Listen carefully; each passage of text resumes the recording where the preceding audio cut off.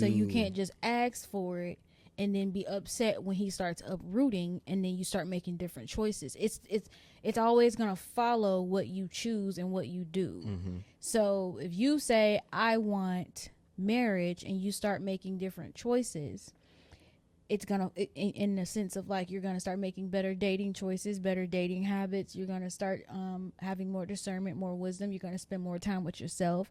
You're gonna start reading the Bible. You're gonna start, doing the things that actually, doing the eye work, like we call it, Like doing I the eye did, work. watching sermons, So reading the Bible, yeah, so you spend your time doing cutting that. off people that may not shape your future towards marriage. Right. You start doing that and everything starts following. But if you say you want that and you start making other choices and you're like, it's not working out, well, have you looked at your choices?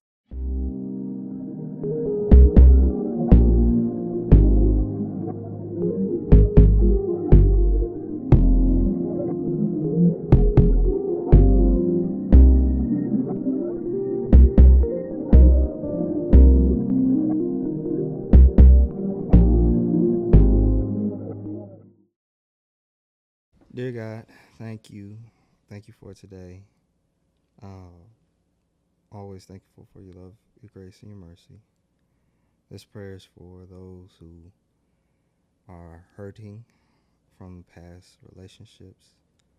This is for people who feel confused in where they are, either in relationships or just within themselves. This this prayer is for people who may not understand some things, but know that you can bring them to where they need to go. We love on these people. We cherish these moments of new knowledge and understanding. We're thankful for all your wisdom, not only in your book, but in life. And we just pray that from this day forward, anyone listening that is needing you will receive you, will understand you, and will love you, and follow you. In Jesus' name, amen. Amen. Bloopers. Okay, literally. What's up, y'all? Welcome back to There's an Iron Marriage podcast with Nick and Kayla. Mm-hmm. Based off the book, There's an Iron Marriage by Nick and Kayla, of course. As you know, if you haven't heard before, but whatever. I don't know. I'm just talking today. I'm just talking today. But listen, this book is on Barnes & Noble, Target, Walmart. It's all around the world. We keep saying that.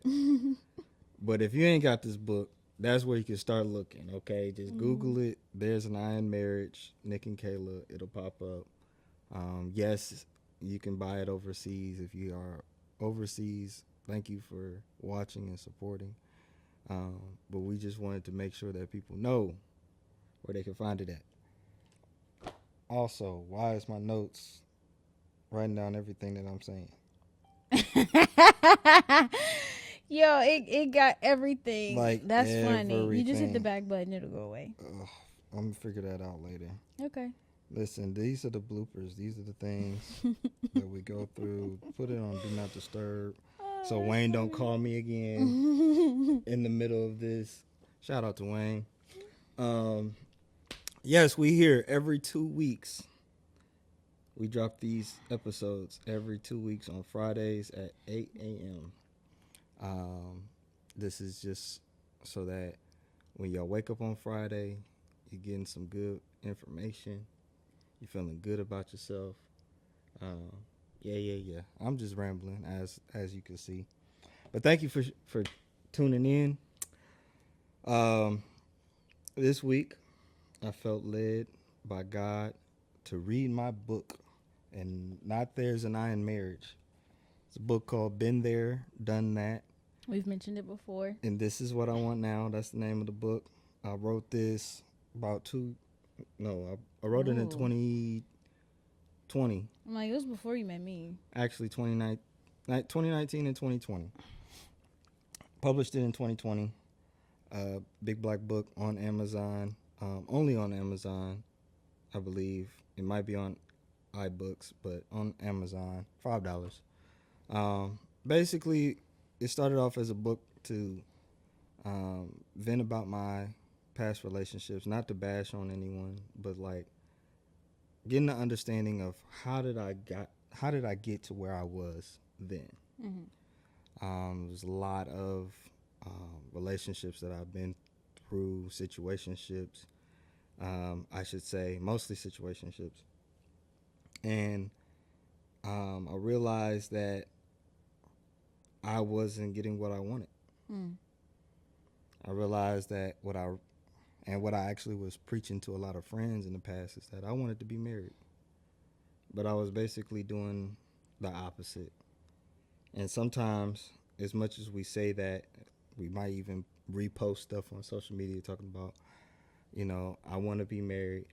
I want my forever. I want my this and that. Some of the actions that we do are misleading us down, just taking us down the wrong path. Our words aren't matching our actions. Our words are not matching our actions. And we could say, and still we could say it all we want. And I think that's what hit hard for me. It's like I was saying it and not walking it. And really it was just I didn't know better. And a lot of what I was doing was fantasizing. And we've been on that spiel for the past couple episodes talking about fantasies and perfection and, what we're looking for. But for me, and kind of going into why I've been there and done that, is I wanted not only companionship, and that's what we all want, but I was saying that I wanted marriage, but I was looking for, and kids in the room, excuse me, I was looking for a freak, Anytime that somebody had said something that perked my ears up, I went after that.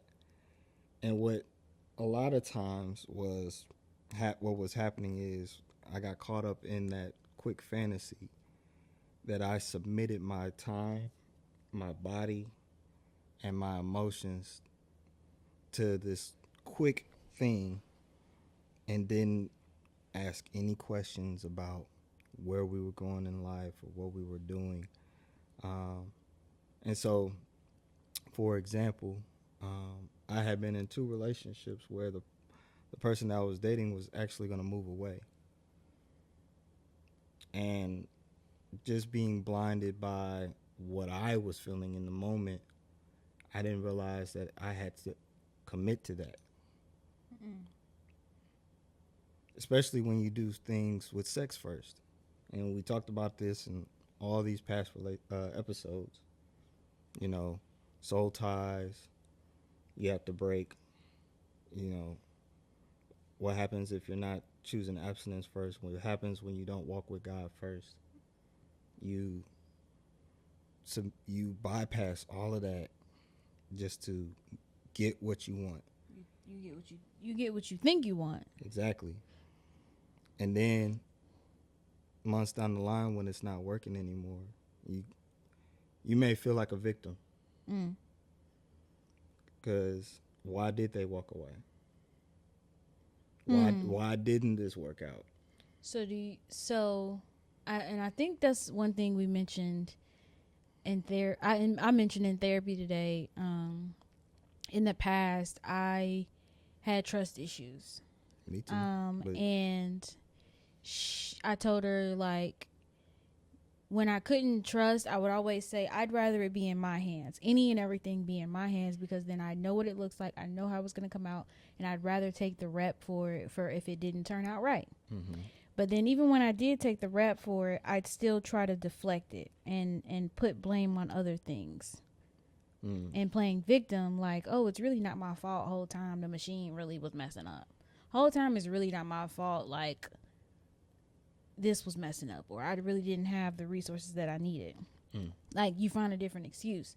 So I feel like we all play victim in almost every situation if we don't sit down long enough and be like, okay, what was I not paying attention to?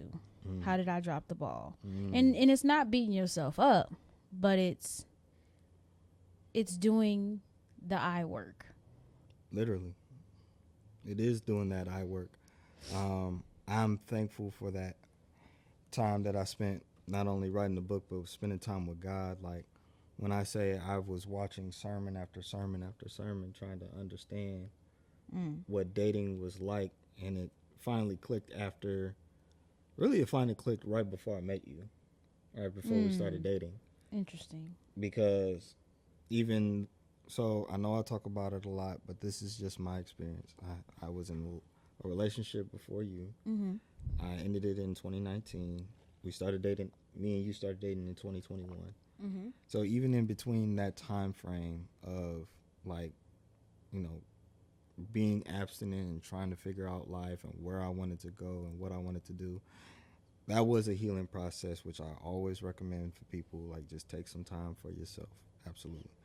In that time, I was still talking to people, talking to other women, and I was just practicing, and which was a good thing. Practice was a good thing, but it still just didn't feel like I was getting where I wanted to go. And sometimes we get frustrated in that moment, but the practice was good. It was me actually realizing that I have purpose. The person I'm going to be with has purpose. And this relationship, we should be able to work together and do things. I wasn't rushing in with my hormones and my emotions, and that was good practice as well. And it finally got me away from thinking that I was the victim. I was like, you know what? I am able to talk to people. Would you clap? That was a silent clap. I'm able to talk to people. I'm actually okay with myself. I'm like, and then I started realizing what's for me and what's not for me.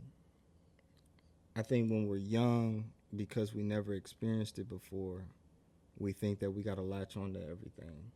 And when it doesn't work out, that's when it hurts, because you put in all that effort to try to get that fantasy that you wanted.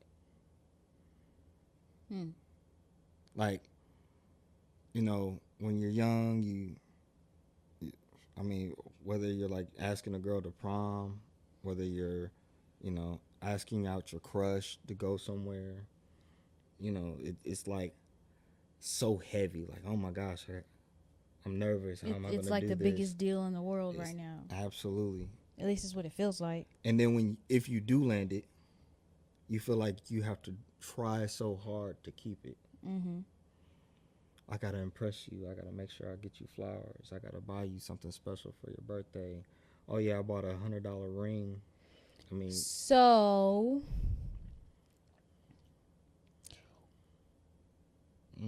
when you feel like you finally got what you wanted, and then you start to feel like you have to work hard to keep it, what are the differences between that and stewardship? Great question. Have we explained stewardship before? I don't know. I don't remember. Well, we'll talk about stewardship later on in the podcast to make it even more clear what that practice looks like. But basically, stewardship, you do work for it, but it's more of a maintenance thing. And it's knowing that God has your back. Okay. I know that I'm kind of working out that definition because we don't normally talk about these things. When you're putting in so much effort on your own, it's like, okay, because your mind is going to spin with all the things you have to do to keep the relationship. And another thing that's going to happen is you're on social media, and the social media says you got to do this. And then you got your parents telling you this is how you got to keep the relationship. Oh, you gotta cook and clean. You gotta give them that. You gotta give her that. You gotta do this. You gotta do that. And that's when it becomes overwhelming because you don't know what that rhythm looks like to maintain a relationship. But when you have God and you understand stewardship, it doesn't feel like a pressure. You know that God has your back. You know that the person, especially if you got a good relationship like me and you, yeah, there's a lot of things that I wish I could do for you. I I mean, if I could take you to a fancy restaurant every night, I would. Oh. And don't give her no ideas, y'all. What? I'm kidding. No, I'm saying that out of love for myself because it's like that is a lot of pressure. Babe, where we gonna go tonight? What we gonna do tonight? Oh my gosh, if I don't go to this restaurant with you, you gonna think I'm a failure, and you don't think I love you, and you don't think, and you don't think, and no. Do you have headaches when it comes to relationships, like in your dating life or in your marriage life? Like, do you have questions when it comes to marriage and what does that even look like? Or are you having a hard time getting married? Like, ugh. Mm. Well, if you do, we have the solution for that. We have a book titled There's an I in Marriage. Boom. This book has all the answers to anyone who is dating, single, married, any way for you to get those headaches out of those situations. The answers are in here. Boom. Look, we have a YouTube page as well with our podcast. We talk about all these different topics. And yeah, just follow along. Like, subscribe. Come check us out. Get the book. I bet somebody got worked up. Right? But that's how we are in our heads. Mm-hmm. If we don't go to Jamaica, then I must be a failure because I don't have the money, or I don't have. We ain't got. She's gonna leave me. She gonna leave me for a ball player because she. Dang. People really be playing victim in their head though. Like I think I did in the past when I was with other girls. We all do. Because matter of fact, I played victim in my last relationship. Let's go talk about Nick again. Listen, so I think for one of the better examples is when I was in high school, and this actually led into college. In high school, I know I said I wanted to be a virgin and stay a virgin until I was married. And obviously that didn't turn out to be the case. And what led down that path was I ended up in relationships and situationships with people that already had sex. And when I really, really liked this person, and when I say I really, really I liked their company. When we was able to connect and talk, and I get to look in their eyes and yada yada yada, it's like I don't want this to go. And then we get very, very close physically to the point where we almost have sex. And then I'm like, no, I was really waiting to do that. And obviously the energy changes because they want more. I don't know where this is gonna go. I just really liked your company, and it's not that I don't love you to the point that I would have sex with you. It's just we have not developed anything that made me think that this is a forever thing. And so when they moved on, it hurt still because I was engaged with them. I put my time and energy. We put in months together, and I felt like a victim because I could not change their mind on whether or not they could stay. And so then I did start having sex. Do you feel like as people, we often put more energy into relationships that are with other people than we do ourselves? Than ourselves and with God. So then we get heartbroken when people fail us. Abso-freaking-lutely. Like that was my biggest struggle. As much as I said I love God in the past, and this is not to say that you should not be in communication with other people. Right. It is a matter of knowing where you. This is about purpose. We pray to God a lot, especially when we're young, to make things happen in our lives. Look, we treat him like a genie. Yeah. Yes, but when you ask those questions, what's the purpose behind it, and what is your purpose in that? I want a big house, Lord. I want a big house. Why? Why? Because I never had a big house before. That's not actually a good reason. I want a big house because I believe that I can take care of it. I believe that I would be responsible enough to pay a mortgage and the insurance and do the upkeep. I believe that the family that I want to raise, I don't want them to live in the hood. And nothing against the hood, the trenches, whatever you want to call it. You envision a bigger you envision a better situation, a better peaceful, life, safer, more space, wealth. You know, I envision these things for my family and for my future. I want to be able to hand over a nice home, yada yada yada, and we do have that. That makes the prayer a little bit more meaningful. But okay, you still say you want that. Who are you going to be in order to have that? What are the choices you're gonna make in order to get it? Because maintaining a big house and you out here ripping and running the streets with you're not gonna maintain it. You're not gonna maintain it because you're not practicing. Are you cutting the grass? Do you know what? Do you even pay renter's insurance? Do you pay your taxes? Like there's a person that you have to become in order to have that home. You can't just wish for it. That's real. And so going back to your question, like, do we spend more time with other people than we do with God? Absolutely, because we make these wishful prayers and then forget that you have to become this person.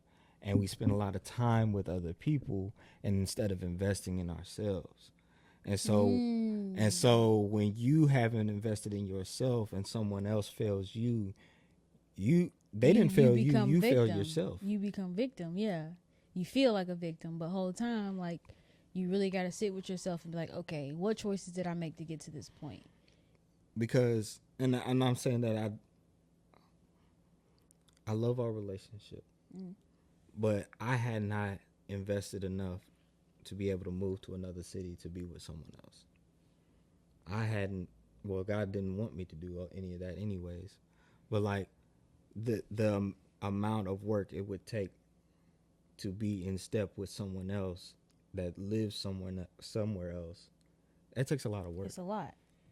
Absolutely. So you got to think about that when you're looking at a long distance relationship. You got to think about even. Yeah, are you ready for that? Are you got to even think about it when you're in a relationship in the same city? Like, what can you really handle? God, I just want, I want me a dime piece. That's it? I mean, even if that is it, okay. You want a dime piece? Are you working? So are you able to are you able to steward over that? Right. In the book that I just finished reading, she also was saying, like, so she says God and the universe at the same time, and we talked about this. What's the name of the book? Prep these people, y'all. It's over there. The Thought Snob. Yes, Thought Snob. So like thoughts and a snob. So Thought Snob meaning that you see new objective beliefs. So she was explaining how she used the universe and God interchangeably. And she was saying how when you say you want something, don't go begging God.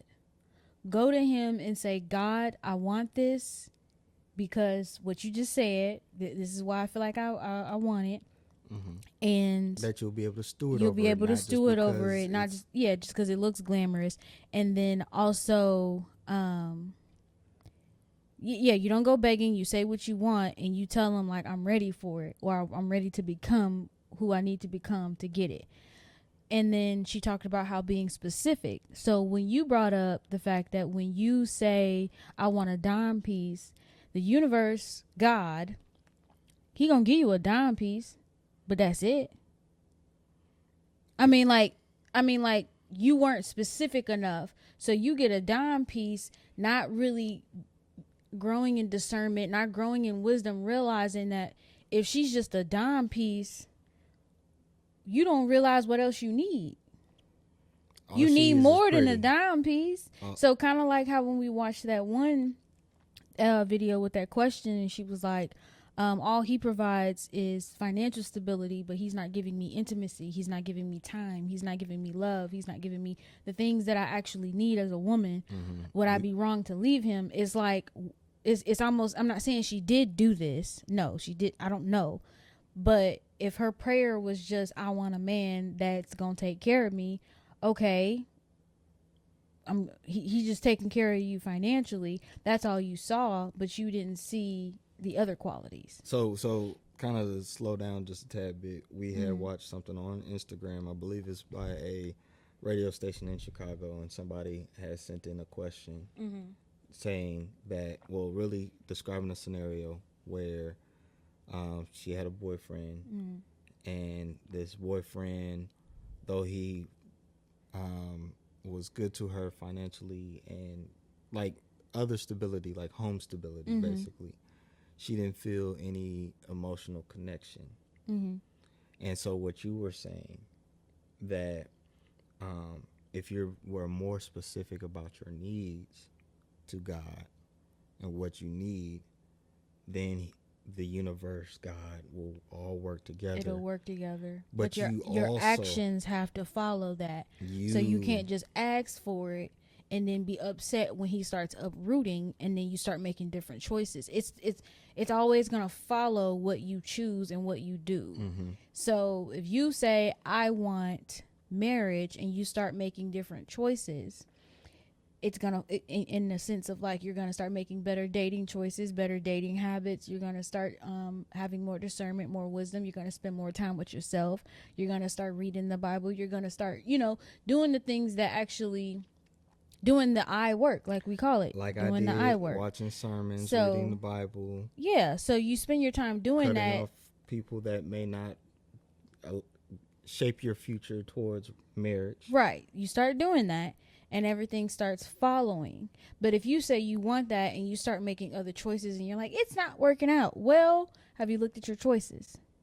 It starts with It's you. always going to follow where you go. This is why it's called, there's an I in marriage. What do I bring to the table? What do I need to do? What do I need to change? What do I need to heal from? Who do I need to become? Because we think we're wifey material. We think we're husband material. We think that cooking and cleaning is enough. We think that just because we're cool to talk to is enough. Just because, no, marriage is a whole different beast. Oh my goodness. Marriage is a whole different beast, especially when you're talking about buying a home. Especially when you talk about. Thanks. Hi, that's my sister, guys. Her name is Naima, and yeah, she's so funny right now. Just walk in the middle of the back of the camera. It's yeah, and that made me laugh in the middle of prayer. That's why I was laughing, y'all. Anywho, we was talking about the person you have to become to handle a home, the person you have to become to be able to handle a marriage, handle a car note, anything that, what is it, with great value becomes great responsibility. Spider-Man. Comes, what you just say? Great power comes great responsibility. I should know better. That's your favorite character? Yes. Mm. So yes. Shout out to Great Marvel. power Spider. comes great responsibility. With great power comes great responsibility. There you go. Yeah. That was funny.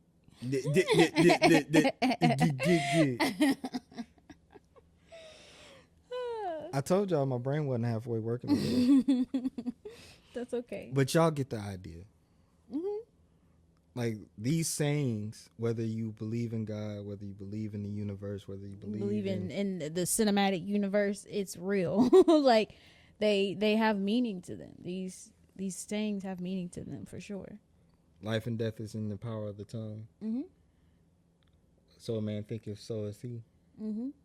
If you play victim all the time, you're always going to remain a victim. Mm-hmm. If all your words you speak is I'm a victim, I'm a victim, I'm a victim. It's not my fault. It's not my fault. It's not my fault. Okay. When is it going to be your fault? It's your fault if you continue to choose to believe the way you have been believing. It's not my fault all these girls is pretty out here and I can't stop cheating. Yeah.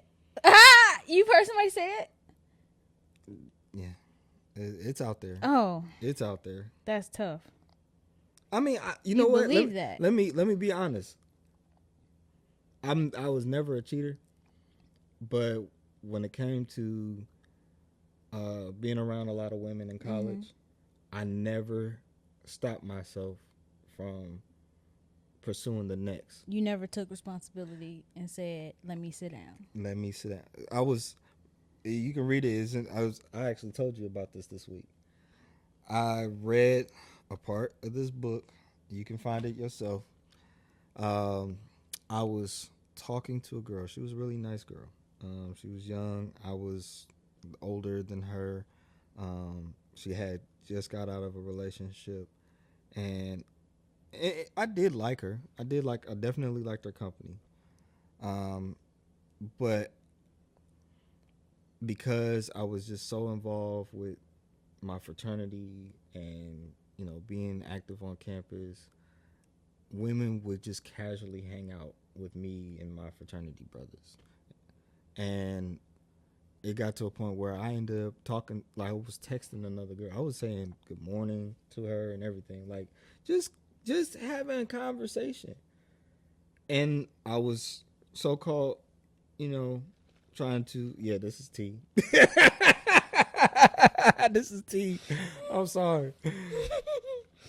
I was so-called, trying to establish a relationship, but I had not dealt with myself. And instead of saying, you know what, this is not right, I began a whole phase. Because I didn't want the pressures of trying to make it work with someone anymore. Whole time, I was the problem. It was you. Yes, I know. Yeah. And sometimes you don't realize you're self-sabotaging yourself. Check your eye, check your past, check yourself. Make sure you're not self-sabotaging yourself. You say that nobody wants to date you. It's probably because you do things that are pushing people away. That is not good for the relationship. God is keeping them away. You probably got a good stench. To protect both of y'all, yeah. It's between you, God, the universe. Somebody's got a stench. Somebody's got a stench. Somebody's got some repellent. Somebody's got voodoo. Whatever you. It stink up in here. No, for real. Check yourself. And that's also good.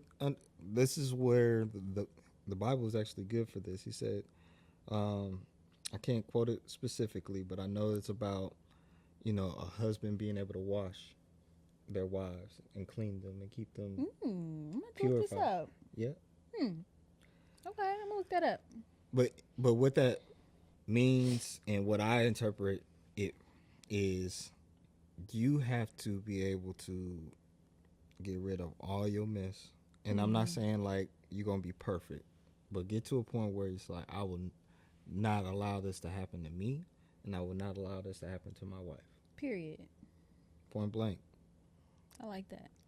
Exclamation point. And if you know what that scripture is, go ahead and put it in the chat so other people. Did you read it in the Message version? I remember hearing it from Pastor Jerry Flowers. A lot of a lot of my dating practices, I learned a lot from Pastor Jerry Flowers. And he said, a good husband is able to wash and clean his wife. Okay. And I'll look for it. Yeah, But if you know it, please comment. absolutely. And shout out to Jerry. And He's good. And his cousin, who may or may not be watching our episodes, but he knows that we're supposed to go meet Jerry someday, some point, somehow. I'll tell you later. He knows who he is, though. I know you're talking about. Okay, bet. Where were we? Because we Doing the eye work.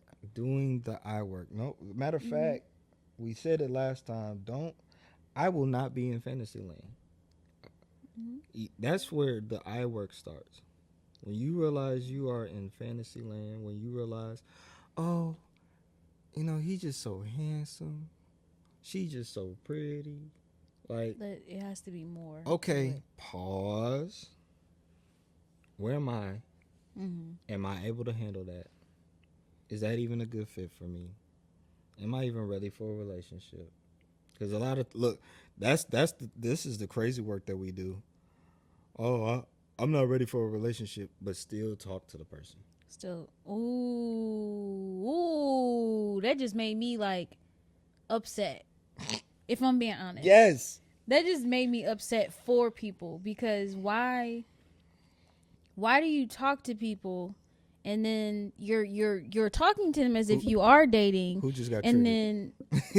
then you're like, oh, just so you know, I'm not ready to be in a relationship just yet. I just got out of run. Sex? Or you want my time, you But want my you attention. It's like it's kind of like, I wouldn't call it evil or diabolical, even though I would like to, but the Lord is not allowing me to actually call it that. You said it, but you didn't say it. No, he's not. I'm not labeling it officially. So Yes. I would say that is in a way, Irresponsible. I mean, I would bad agree. stewardship. I would agree with that. Hold on, let me get my thoughts I'm gonna let you together. do that, but okay. I would call it. I would call you saying you don't want a relationship, but wanting someone's attention and affection is like, They got a new word for it. what? Breadcrumbing. Breadcrumbing? Yes, it's a new social media word. Meaning that you give hints that you want something and you want to lead someone down the path to something, but you don't necessarily outright say it, or you don't outright claim it. I must not be on social media enough. You don't got to prove it to me. I believe you. I learned this yesterday. I guess I would say I don't know what to call it. I guess it's almost like, when people are like, oh, stop applauding, and then you're like, they stop, you like, keep going, Mm-hmm. I don't really have a word for it then, but it upsets me because it's very misleading. It causes confusion, it causes heartbreak to people, and that heartbreak leads to pain and mistrust. So to tell somebody you don't want a relationship, but you want their time, attention, and affection, that's just, you can call it a friendship, but you have to set boundaries on that friendship. Absolutely. Don't sit here and be sending them kissy faces and Good morning. and good mornings and all these other things, misleading them. But then you don't want a relationship that causes the next person internal conflict, because like, okay, do I leave this person high and dry, or how do I become a friend? Can you even be a friend to somebody that's misleading you that way? Because even if y'all are texting and talking as friends, are they still flirting with you? Because like you said, you don't want a relationship, so what are we doing? If you have to constantly ask, what are we doing? I just don't think it's worth the time to continue to invest in, because time is precious. And men, this is why women are upset. I'm gonna call men out, and because I was doing this, And you think you're doing fine because you are giving attention. You say that you somewhat value this person, but you value their companionship, which is kind of fine, as you're saying. Like it's not wrong to want companionship, No, it's not. That's why I said if you're gonna do that, then I guess call it a friendship. But like, it but needs to be some boundaries. but this is what women say: bark if you want it. Like, like Not bark if you want that's- it. come on now, I'm no, for real. Like, at least if you can be honest up front, you know, If you can, you should. please, and don't play victim when they leave. Just please don't play victim when they leave. It's and I'm not saying like they're going to leave. There's someone that's going to be like, okay, you getting yourself together. Please get yourself together, because if you say you want me, put in the time and effort to get what you need so that we can be official. And a lot of times we rush this process because we do get lonely, we do get horny, we do get like this is the truth. Like we feel like we need to have something right now, and you don't want to miss on our opportunity. But this is when I say, when you have stewardship, you know that God got your back. You'll never miss what's yours.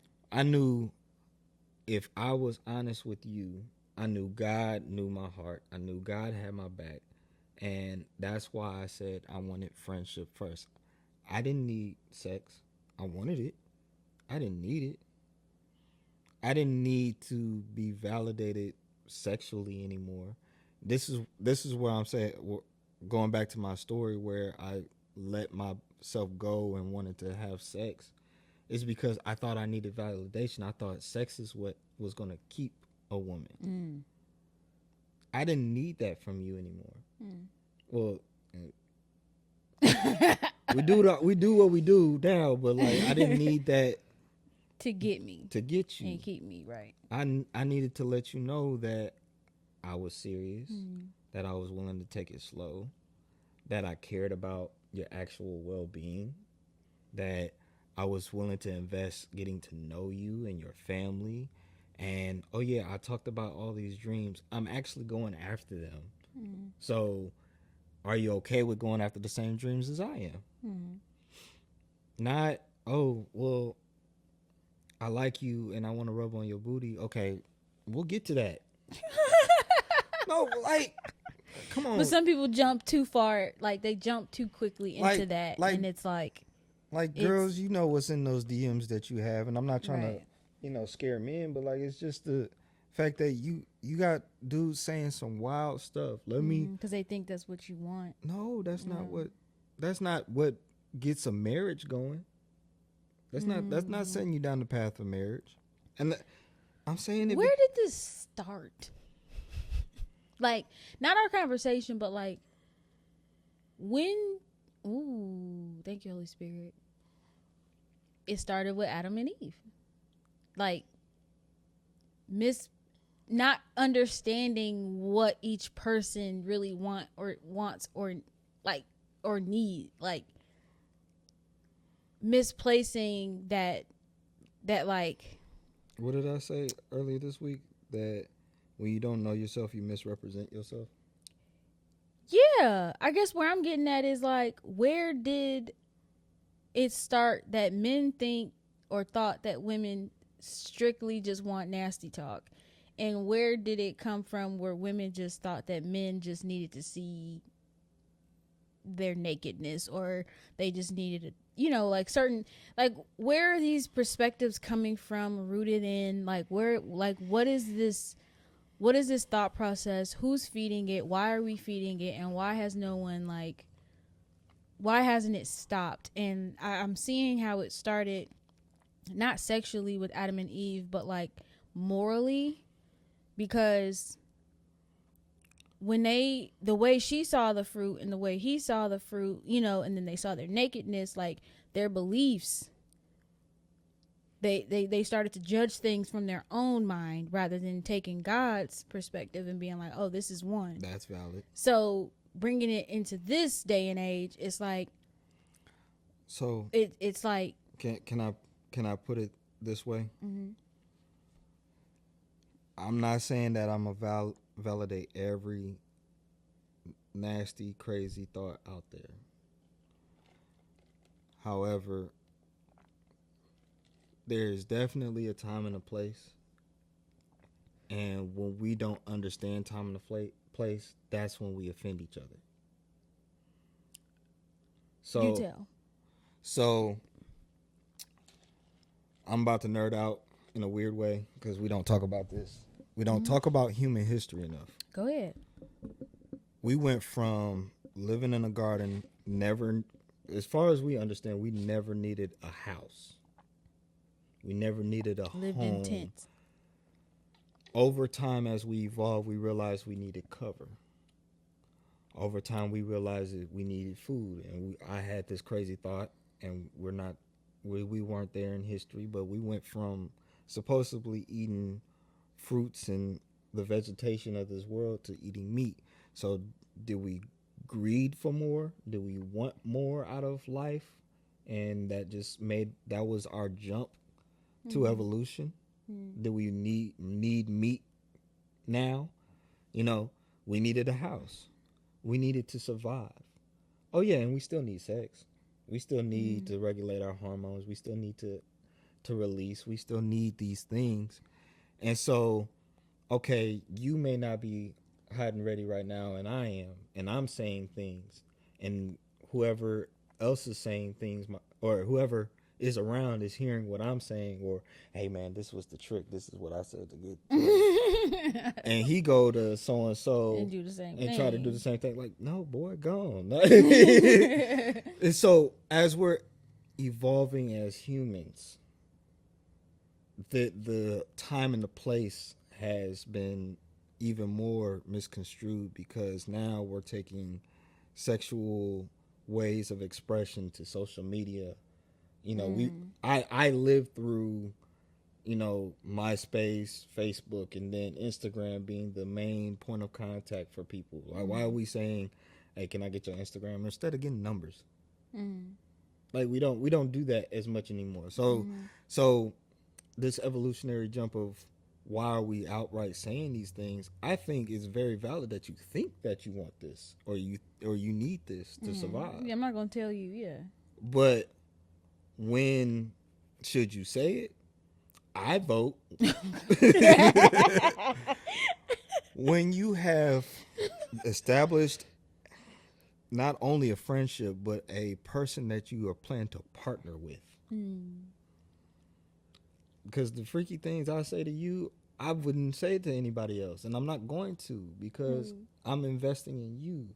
And whether you feeling it that day or not, you may be like, boy, gone some days. You might. Because why is you even saying that right now? The bills is due. We ain't got no food in the fridge. Not saying we really going through that, but your But mind. like your mind is somewhere else. Like I'm literally wiping a patient's butt. She's a nurse, y'all. But yes, I'm thinking about something else, and you like We're in boy, two different headspaces right now. So- And I think that people like to say in marriage, y'all got to be on the same wavelength and this, and that. But like, sometimes you're not. You're not. And it's not a bad thing. It's not. It's not a bad thing. But When it comes to certain things, it's like, okay, let's get back on the same page. But if we're sitting here watching TV and I'm thinking about, oh, those flowers look like they need to be dusted, or like, the vases need to look like they be I ain't looking at them. You know what I mean? Like our minds are somewhere else, and I think, and sometimes it's not always on a bad thing or something that stresses us out. Sometimes your mind just is like, oh, let me go. We need to go hang them. I need to go hang them keys up next time I get up, or I'm gonna get the water next time I get up. He's probably like, well, shoot, let me charge my phone. Like our minds are in different spaces, and I think that that's okay. It's just like you said, the time and the place. So in dating, I don't think that is much. I mean, you should. Okay, please, and this is why we say seek God first, and everything else should be added to you. We say that Matthew 6:33 a lot, all the time. Put God first. God needs to be number one in a relationship. Then you start talking about who you're going to be, what do you want to be, where do you want to live, and all of that. And then over time, as your friendship grows, you can say some things, but just make sure that you are going down the same path. Because for example, Somebody may feel this or have experienced this. I'm kind of loosely throwing what I've done. Mm. You meet someone, want to have sex with them, do have sex with them, but then now you realize they don't clean the house like they need to. They don't clean their apartment like they need to. And now you kind Okay. of disgusted. But the sex is still good. Mm. So you still hook up with them. Well, okay, hold on. How about we just meet at my place? Mm-hmm. Kind of a shame. Okay, but okay, we working it out. Sex is cool. The sex is cool. We hanging out. We go to the movies. Yada yada yada. Oh, but I don't like this too. Oh, I don't Mm. like something else. Oh, you know what? This relationship, I'm going this way. This person, you don't really Mm. understand it, but you see something, and it's like, okay, this relationship ain't really working. Mm. But you hang on too long It makes it harder to leave. because you have this one need that you have prioritized. Mm. And this is why we say you got to let go of those fantasies, because what started off as um, it was innocent. You really thought somebody was You attractive. thought they met a need. You thought, Ooh. no, they're not a need. And I'm not trying to Mm. diminish them, but like you get to a point where, you held on to sex so much that you allowed somebody to move into your life, like move into your apartment, move into your home, but whole time they're not the ones like they're not capable of paying bills. They're not, like Mm-hmm. you You start to notice start the things. sacrificing Mm-hmm. things. You start giving up you just to maintain this fantasy. Mm. That's the dangers of fantasy. What you are willing to give up to maintain what you thought that fantasy was. Mm. You have sex with someone and you find out they're in a whole nother relationship or fiance or marriage, but yet you still keep sacrificing your time and your body for You that feed person. it. Yeah, whatever you feed, it's gonna grow. Mm. This all I gotta say. Been there, done that. That's all I gotta say. Mm. That's the dangers of a fantasy, Mm. and this is why we say seek God first. Amen. And we're going to talk about the actual steps, but we wanted to wrap up basically the last 7 months, 8 months of conversation, because it gets that deep. And this is probably for that one person that feels like, y'all, I didn't hit rock bottom in relationships. I don't know how I keep ending up with the same type of person. I don't understand how I keep getting with the wrong type of people. I don't, even friendships. Like, I got these friends, and I mean, I like having fun with them, but like, It's not getting me where I want to be. they're not getting me where I want to go. They're not encouraging me. And I think that's okay. That don't make them bad people. That don't mean you love them any less or they love you any less. It's just it's where you're trying to go. Can they handle that pressure, and are they actually making the choices with you to help you get there? And And I think it's okay if they can't. so the biggest question that I have for those out there, because I made this, I did this myself. Are you willing to let it go? Are you really willing to surrender to what God says to do? We asked you that in the last episode. If you haven't watched it, go ahead and watch it again. Watch it. Yeah. But seriously, the fantasies that we think we need will have us saying, been there, done that. And I ain't going back. You know, it's actually crazy. I know it sounded like we was about to wrap up, but I watched something. I don't know whether it was on YouTube or Instagram, but there's people that say, if you haven't been through something, I don't trust you. I don't trust that you can handle either me or handle, a relationship or something like that, just because you haven't been through anything. Like, have you had a really messy breakup? Have you been with someone toxic? Have you been? Have you had sex? Have you had? Have you explored? What do you think about that? What do I think about that?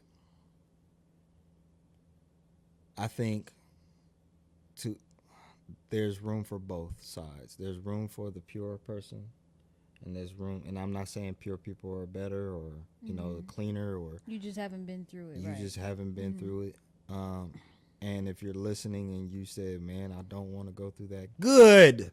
Please don't. I beg you. If you don't gotta go through it, don't go You through know, you don't have to go, please. But for those who have been through some stuff, there's still value in you. Yes, you've learned to troubleshoot. You've learned to problem solve. You've learned, but the biggest part is not just going through it, but healing. And that's the part we want to skip over. Matter of fact, there's a lot of times we get in these relationships and you have not explained to the other person what you've been through. You just want them to accept you right now, and or what you did. That the person might have wronged you, and you're just talking about that. But what did you do? You told them the victim side of you. You haven't told the whole truth. What did you do? And I'm not saying that you were a bad person either, but like, what did you do? Because it wasn't just them in the relationship. You were in it too. Takes two to tango. I was a menace, y'all. Read the book. I guess we can wrap up. I'll give my point on that. Like, yeah. for you to say, I don't know if I trust you if you haven't been through the ringer, basically. It's to say, it's almost equivalent to people who get, I don't want to say get used, but like they are used as a tool to get on stage in the churches and be like, I've been through this, I was on drugs, I was on alcohol, and that's the only testimony you can trust. It's almost equivalent to that, and that's not fair, because I haven't been through the ringer, if I'm being honest. And I don't want you to. Right. So does that make my testimony less valuable than the person who was hooked on cocaine and alcohol and sexually abused and things like that? No. I think what people want is someone to relate to, and sometimes that's a little bit of trauma bonding going on, but Yeah. it is a little comforting to hear that somebody can be redeemed. Who can be when they're redeemed and when you can be related to. But what if God put y'all together so you can help that person and foresee the ringer before they go in it? So for you to reject someone because they haven't been through the ringer, it's you rejecting the opportunity for them to be protected, for you to protect them, and not in a controlling way or a rescuer type of way. But like, if I became friends with somebody and she was the purest person ever, and she got with a guy who was just wrong or whatever, he just did her wrong, he was getting ready to do her wrong, and I foresaw that and I can warn her, and then she took action, she prevented going through the ringer. Absolutely. If that was how God had orchestrated our friendship, I would not be upset about that. Well, I can't be friends with you, girl, if you ain't been through that, you know what I mean? So that, well, I think we do this with people that are virgins. yeah, and that's not fair. That's not fair. I would say it's just not fair. And we miss out on the opportunity to actually help a brother or sister. Absolutely.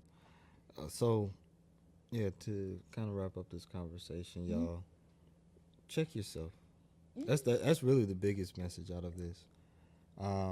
But please don't allow your fantasies to get you caught up in places that you don't need to be. Just because you feel like you're missing out. We talked about that, the fear of missing out conversation. Just because you want to feed your ego, just because you want to feel like the prettiest person in the room, you want to feel like the man that can get all the numbers or whatever, get all the girls. You don't have to go through that.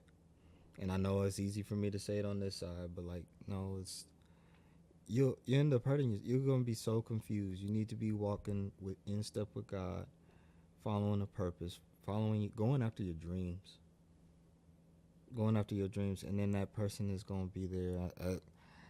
I know I don't regret things, but I understand when I should have listened when somebody said, the girls is gonna be there. Go after your dreams. Go travel.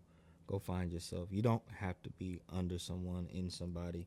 Excuse me for the language, but to enjoy life. to feel like you won something. Mm-hmm. Yes. You gotta learn to love yourself. Love yourself. Mm-hmm. So yeah, we appreciate you for listening again.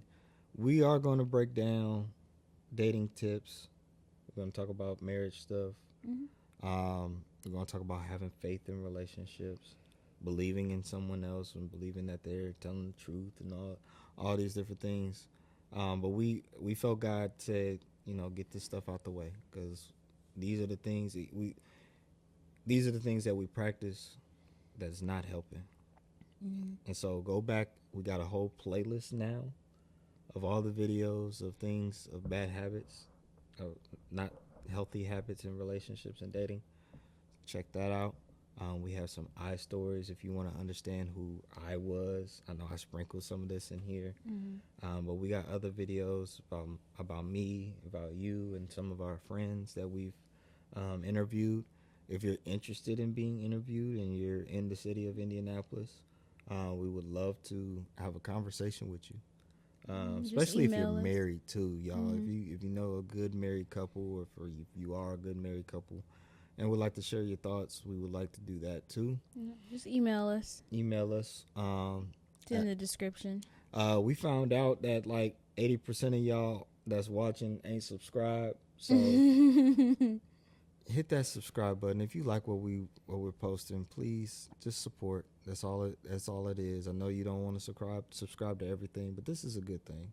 If you believe it's a good thing, we would love to see you stay tuned and be a part of our community. Subscribe, follow us on Instagram. I know this sounds like a homework project. I'm sitting here thinking like, dang. But we love y'all. And we believe that this is good information. And again, we definitely talk about biblical things. We may not quote every scripture in the book, but we know that what God has taught us is good, and it's going to get you on the right path. So again, we love you. We thank you for watching. Hope you have a blessed day, blessed week, blessed month. See you later, alligator.